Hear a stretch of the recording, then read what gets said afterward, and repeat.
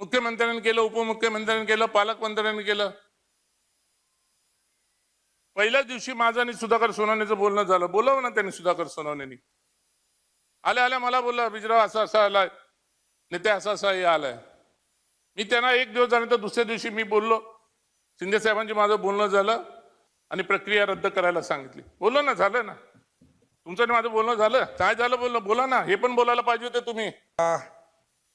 हा अभिनंदनाचा ठराव आहे आणि हा इकडे तिकडे जाऊ नये, अभ्यासाकडे गेला तर याच्यावर PhD होईल. एवढा मोठा अभ्यास आहे. मी शब्द खूप जपून वापरतो. जबाबदार लोकांना जबाबदारीने फोन करतो. मी आपल्याला फोन केला आणि आपल्याला फोन करून मी ह्या दोन गोष्टीची मधली तफावत काय आहे ती सांगितली. दोन गोष्टीची तफावत.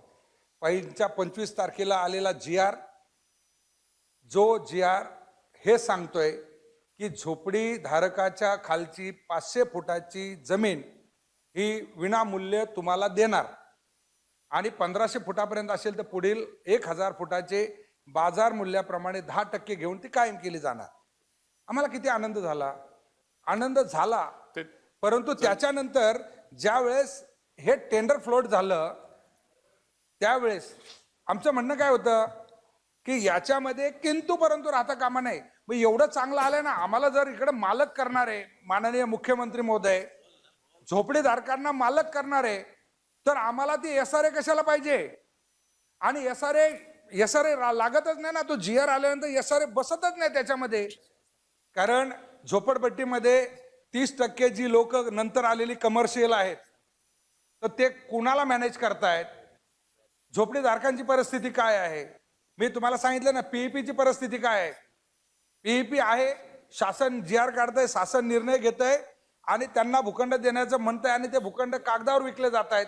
येणारा तिसराच येतोय. आणि त्यामुळे SRA मध्ये असो किंवा क्लस्टर मध्ये असो, क्लस्टर आणि SRA हे दोन्ही बसत नाही याच्यामध्ये. मी छाती ठोकून सांगतोय, SRA ला तुम्हाला स्लम डिक्लेअरच करावी लागते. आणि हे छाती ठोकून सांगतोय, सुधाकर सोनवणे या सभागृहात आला नसता तर ह्या शहराला झोपडपट्टी संरक्षण कायदा लागलाच नसता. हे मी सांगतोय. 2001 साली स्लम डिक्लेअर करून घेतलं. त्यामुळे या 41,801 झोपड्यांना पुनर्वसनाशिवाय हात लावू शकत नाही कोणीच. हे मी या ठिकाणी सांगतोय. आणि हेच मी तुम्हाला चौगुले साहेब सांगितलं की हे तुम्हाला याच्यातलं कळलं का नक्की? ते बोलले, सुधाकर हे जर असं असेल, पक्षभिक्षा गेला तिकडे, आपण जाऊया ना.